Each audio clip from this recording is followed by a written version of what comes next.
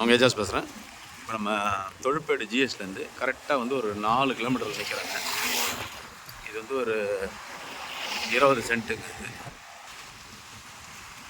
இது பாருங்க,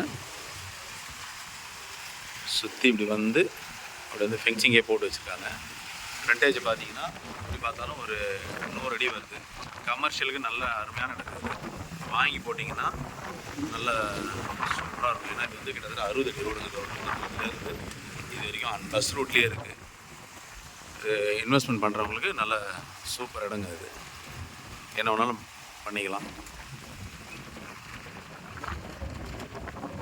இது பின்னாடியே வேணாலும் நம்ம இந்த என்ட்ரன்ஸை வச்சு கூட நம்ம பின்னாடி ஒரு 3 ஏக்கர் 4 ஏக்கர் நம்ம எடுத்துக்கலாம். ஏன்னா ரோடு ஃப்ரண்டேஜ் கிடைக்கிறது நமக்கு கஷ்டம்.